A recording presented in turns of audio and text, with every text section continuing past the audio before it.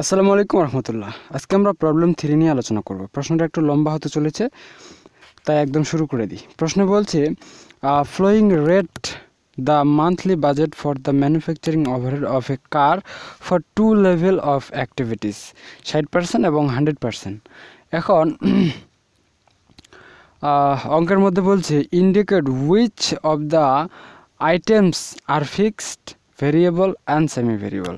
কোনগুলো item fixed, কোনগুলো semi variable এবং কোনগুলো ভেরিয়েবল, সেটা আমাদের বের করতে বলছে। তো চলুন শুরু করা যাক। আজকে problem number 3, class number 3 CLASS।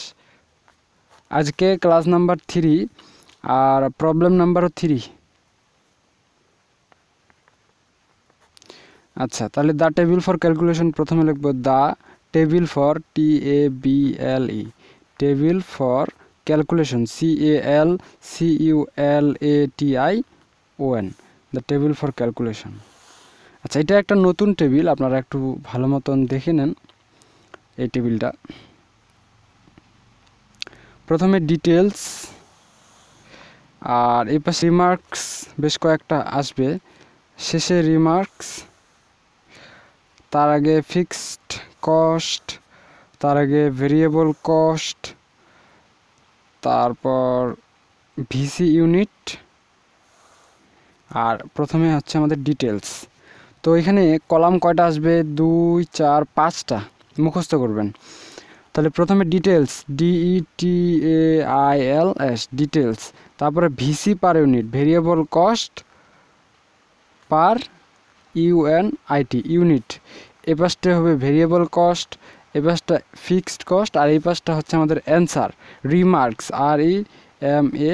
REMARKS, remarks. তো রিমার্কসটা তো এখন লাগবে না, আপাতত ডিটেলসটা দেখি। তো অঙ্কের মধ্যে আমাদের ডিটেলস কি কি আছে দেখি আমরা একটু অঙ্কটা। বাজেট আছে কত? 1200 আর 2000। আচ্ছা, এই 1200 2000 আপনারা খেয়াল রাখবেন। প্রথমে বাজেট তো আসবে না অবশ্যই, কারণ বাজেটটা কোনো খরচের মধ্যে না। আচ্ছা, এখানে indirect wage, indirect INDIRECT, indirect wage. Indirect wage কত আছে দেখেন, 60% আছে 1200 আর 100% আছে 2000। একটা জিনিস খেয়াল রাখবেন, এই 60%টা পিছনে 100%টা আগে মনে মনে ধরতে হবে। প্রশ্নে কিন্তু আমাদের কনফিউজ করার জন্য উল্টা করে দিছে, আগে 60% দিছে তারপরে 100 দিছে। কিন্তু আমরা কি করব, এই বাজেটটা সবসময় টার্গেট করব 2000 থেকে 1200 সব সময় বাদ যাবে। তাহলে এখান থেকে আমরা এরকম একটা টান দিব, দিয়ে লিখব 2000 মাইনাস 1200। এটা হচ্ছে বাজেটের জন্য 2000 মাইনাস 1200। এখন ইনডাইরেক্ট ওয়েজ আমাদের কত আছে? এটাও আছে 2000 মাইনাস 1200, 100% থেকে 60% যাবে। তাহলে এটাও কি 2000 মাইনাস 1200, ঠিক আছে? তো এটা ক্যালকুলেশন করে নেবেন, ক্যালকুলেশন করলে শুধুমাত্র 1 টাকা আসবে, ঠিক আছে? আচ্ছা, 1 টাকা আসবে। তাহলে ফর 2000 ইউনিটের জন্য আমরা এইখানে দেখেন 2000 ইউনিট আছে, আবার 1200 ইউনিটও আছে। আমরা যে কোনো একটা করতে পারি, যে কোনো একটা মিলাইতে পারি। তো আমার মনে হয় 100% দেওয়া উচিত। তো সেক্ষেত্রে আমরা 2000 ইউনিটটা ধরে নিচ্ছি। তাহলে ফর 2000 ইউনিট, 2000 ইউনিটের ক্ষেত্রে আমাদের দেখতে হবে যে টোটাল এখানে ইনডাইরেক্ট ওয়েজ কত আছে? 2000 আছে। তাহলে এখানে 2000 লিখছি, ইনডাইরেক্ট ওয়েজ 2000 আছে। আর ভিসি পার ইউনিট কত করে বের হয়েছে? 1 টাকা করে বের হয়েছে। তাহলে টোটাল কত বাইর হবে? টোটাল আমাদের 2000 টাকায় বাইর হবে। এই 2000 টাকা আর আচ্ছা, এটা আপাতত পরে এফসিটা লিখতেছি। এই 2000 টাকা আর এই 2000 টাকা মিলে গেছে না? মিলে গেলে এফসি শূন্য আসবে। মিলে গেলে কি আসবে? এফসি শূন্য আসবে। এখন রিমার্কসে যদি এফসি না থাকে তাহলে কি আসবে? ভিসি আসবে। তাহলে এখানে আমরা ভিসি লিখব। রিমার্কসে যদি এফসি শূন্য আসে তাহলে এখানে আমরা ভিসি লিখব, লিখে একটা টান দিয়ে দেবো, এটার কাজ শেষ। এর পরবর্তীতে কি আছে? কনসাম্বল স্টোরেজ মানে সিএস। তো সিএস কত আছে নিচে দেখেন, এখানে 2000 মাইনাস 1200 লিখছি, এখানেও 2000 মাইনাস 1200, এটা প্রতিবারে সেম নিচেরটা। আর উপরেরটা আমাদের 1500 মাইনাস 900, 1500 মাইনাস 900। আচ্ছা, এটাকে ক্যালকুলেশন করলে 0.75 5 আসবে। ক্যালকুলেশন করে নেন আপনারা। এখন এখানে প্রত্যেক জায়গায় আমরা কি করব, ফর 2000 ইউনিটের জন্য লিখব, ফর 2000 ইউনিট। তো এখানে কনসামেবল স্টোরেজ এই যে 100%-এ 2000 ইউনিট, তো এখানে না, তো 100%-এ 1500 টাকা আছে। তাহলে এখানে কি লিখব, 1500 ইন্টু 0.75। তো ক্যালকুলেশন করলে 1500-কে 0.75 দিয়ে যদি আমরা ক্যালকুলেশন করি, তাহলে সরি এখানে 1500-কে করব না, কারণ প্রতিবার আমরা কি করব, 2000 ইউনিটকে করব। সরি, এটা মিস্টেক্স, এখানে 0 এখানে 2, প্রতিবার এই 2000 ইউনিট, এই দুইটা সেম। আমি আগের বার বলতে ভুলে গেছিলাম। এটা ক্যালকুলেশন করে কত আসছে, 15 আসছে না, এইটা দিয়ে যদি আমরা নর্মাল ক্যালকুলেশন করি তাহলে তো অ্যান্সার সমান আসবে না, এটা তো আমরা জানি। আচ্ছা, তো 2000 ইউনিটকে 0.75 দিয়ে গুণ করলে 1500 আসবে। এই 1500টা যদি এইটার সাথে মিলে যায়, এই 1500টার সাথে যদি মিলে যায়, তাহলে এফসি 0 মিলে গেলে 0, তাহলে এটা কি আসবে, ভিসি আসবে। যদি এফসি 0 হয় তাহলে ভিসি আমাদের আসবে এখানে রিমার্কসে। আচ্ছা, সিএসটা গেছে, মেইনটেনেন্স, MAINTENANCE, মেইনটেনেন্স। তো নিচে বরাবরের মতো আমরা 2000 দিচ্ছি বিয়োগ 1200, এতটুকু ক্লিয়ার। আর উপরে মেইনটেনেন্সের ক্ষেত্রে 1500 মাইনাস 1100, 1500 মাইনাস 1100, এটাকে ক্যালকুলেশন যদি করেন তাহলে আসবে কত, 800, এখানে 400, তাহলে 0.5 আসবে, 0.5। এখন ফর 2000 ইউনিট, ফর 2000 ইউনিট, তাহলে 2000-এর সাথে কি করব, 0.5 গুণ করলে আসবে কত, 1000। আর এখানে 100%-এ আছে কত, মেইনটেনেন্সে আছে কত, 1500, তার মানে আরও 500 লাগবে। তাহলে 1000 এখানে লিখছি, 500 এখানে লিখছি। দেখেন এখানে ভিসির ক্ষেত্রেও আসছে, 0 আসেনি, এফসিও 0 আসেনি, দুইটাই আসছে। তাহলে যদি দুইটাই আসে তাহলে লিখতে হবে semi, SEMI, semi VC variable cost. ঠিক আছে, তাহলে কি লিখতে হবে, সেমি ভিসি। আচ্ছা, এটা গেল, মেইনটেনেন্স গেছে, power and fuel, power and fuel, power and fuel নিচে আমাদের কত দিতে হবে, 2000 মাইনাস 1200। আর উপরে power and fuel 2000 minus 1600, 2000 minus 1600। তাহলে এটাকে ক্যালকুলেশন করলে এখানে 0.5 আসবে। তাহলে ফর 2000 ইউনিট, 2000 ইউনিট যদি 2000 দিয়ে 0.5 গুণ করি তাহলে আসবে কত, 1000। তাহলে এই যে 1000 আসলো, এখানে কি 1000 আছে, পাওয়ার অ্যান্ড ফুয়েল আছে 2000, এখানে আসছে কত, 1000, তাহলে আরও 1000 লাগবে 2000 বানাইতে। ঠিক আছে, তাহলে এইখানেও কি হলো, এই ঘরেও 1000 আসছে, এই ঘরেও 1000 আসছে, দুই ঘরে আসছে, তার মানে সেমি, SEMI, সেমি ভিসি। বোঝা গেছে? আচ্ছা, এরপর ডিপ্রিসিয়েশন, ডিপ্রিসিয়েশন কি করব, নিচে বরাবরের মতো 2000 মাইনাস 1200 দিয়ে দিব, দিয়ে এখানে কত আছে, 6000 মাইনাস 6000, 6000 মাইনাস 6000, মানে এখানে 0 আসবে। যদি এইখানে 0 আসে, যদি এখানে 0 আসে, এই ঘরে যদি 0 আসে, তাহলে এখানে আর ক্যালকুলেশন করে কোনো লাভ নাই, এটা আমরা এমনিতে ক্রস দিয়ে দিব, দিয়ে আমরা এখানে সরাসরি সেই টাকাটা লিখে ফেলবো। তাহলে ডিপ্রিসিয়েশন আমাদের কয় টাকা আসবে, এটাও একটা চিন্তার বিষয়। তো ডিপ্রিসিয়েশন আমাদের এইখানে যত থাকবে এটা সরাসরি এখানে তুলে দিতে হবে, 6000।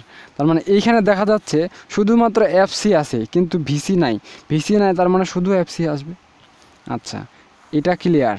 ডিপ্রিসিয়েশনের পরে ইন্স্যুরেন্স আছে, ইন্স্যুরেন্সের 2000 মানে সেম আছে। তাহলে INS ইন্স্যুরেন্স 2000 আসলে 0 আসবে, এখানে লেখার দরকার নাই। আর এখানে 0 আসলে এখানে ক্রস আসবে, তার মানে এখানে 2000 আসবে, তাহলে এখানে কি এফসি আসবে। এতটুকু ক্লিয়ার আশা করা যায়। তো এটাই আমাদের রিমার্কস, আমাদের শুধু এইটা চাইছে যে কোনটা ভেরিয়েবল কস্ট, কোনটা সেমি ভেরিয়েবল কস্ট, কোনটা ফিক্সড কস্ট, এটা আমাদের বের করতে বলছে। এটা কিসে বলছে, এটা আমাদের বলছে রিকোয়ার্ড নাম্বার 1-এ, রিকোয়ার্ড 1-এ বলছে। আর রিকোয়ার্ড 2-তে কী বলছে, প্রিপেয়ার এ ফ্লেক্সিবল বাজেট 70, 80 আর 90% অ্যাক্টিভিটি লেভেল। তাহলে ফ্লেক্সিবল বাজেট আমরা এখন করব। ফ্লেক্সিবল বাজেট করার জন্যও কিন্তু এটা দরকার, কারণ এখানে আমাদের রেটটা দেওয়া আছে। তাহলে FB মানে ফ্লেক্সিবল বাজেট।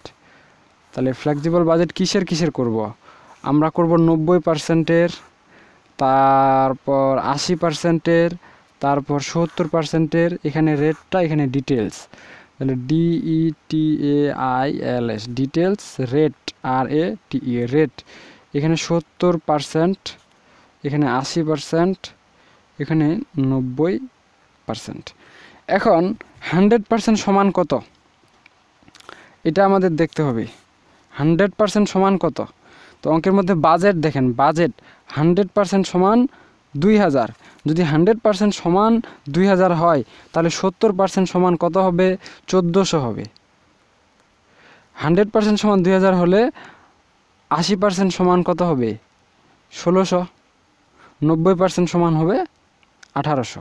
এতটুকু ক্লিয়ার?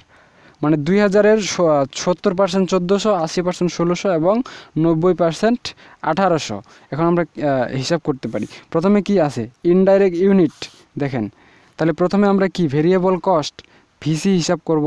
ভিসিতে প্রথমে কি আছে? ইনডাইরেক্ট ইউনিট না, ইনডাইরেক্ট ওয়েজ। আচ্ছা, ইনডাইরেক্ট ওয়েজেস। তো এখানে কয় টাকা করে ভিসি বাইর হয়েছে? 1 টাকা করে বাইর হয়েছে। তাহলে রেট কয় টাকা? 1 টাকা। তাহলে 1400 ইউনিটের জন্য কয় টাকা খরচ হবে? 1400 টাকা। 1600 ইউনিটের জন্য 1 টাকা করে 1600 টাকা। 1800 ইউনিটের জন্য কত করে খরচ হবে? 1800 টাকা হবে। এরপর এখানে আছে সিএস। সিএস এটা পুরোটাই কি? Variable cost. তাহলে এখানে কয় টাকা করে বাইর হয়েছে? 0.75। সিএস এর জন্য 0.75। তো 1400-কে 0.75 দিয়ে গুণ দিলে আসবে 1050। আর 1600-কে 0.75 দিয়ে যদি গুণ দেই তাহলে আসবে 1200। 1800-কে গুণ দিলে আসবে 1350 টাকা। সিএসটা গেছে, কারণ এটা ভেরিয়েবল কস্ট। তো এটা হচ্ছে সেমি ভেরিয়েবল, মানে অর্ধেক। আমরা অর্ধেক অংশটা নেব, 0.5-কে এখানে দিয়ে দিব। তাহলে এখানে সিএস তো না, সিএস না, মেইনটেনেন্স কত করে? 0.5। এখন 0.5 হচ্ছে 1400-র 0.5 কত? 700। 1600-কে 0.5 দিয়ে গুণ দিলে কত হবে? 800। 1800-কে দিলে 900 আসবে। আচ্ছা, মেইনটেনেন্স গেছে। এরপর পিএফ, এটা সেমি ভেরিয়েবল। তাহলে পিএফ, তাহলে এখানে পিএফটা দিই। পিএফ কত বাইর হয়েছে? এখানে পিএফ বাইর হয়েছে 0.5। আচ্ছা, এইটা যে দুইটা যেহেতু শূন্য, এটা আর লেখার কোনো প্রয়োজন নাই, কারণ এখানে শূন্য দিয়ে গুণ দিলে শূন্যই আসবে। ঠিক আছে, তাহলে এটাও কত আসবে? 700, 800, 900। তাহলে ভেরিয়েবল কস্ট শেষ। তাহলে এ নাম্বারে আমরা কি লিখতে পারি? Total variable cost. Total variable cost. আপনারা কিন্তু ফুল ফর্ম লিখে দিবেন, আমি শর্ট ফর্মে লিখে দিচ্ছি এখানে। তাহলে এগুলো সব যোগ করি। যোগ করলে উপরে আসবে 5850। তারপরে এখানে আসবে 4400। এখানে আসবে 4950। ঠিক আছে, আশা করা যায় আপনারা ক্লিয়ারলি বুঝতে পারছেন, কোনো সমস্যা হয়নি। আচ্ছা, এখানে 4000 হওয়ার কথা, এখানে 4850। ঠিক আছে,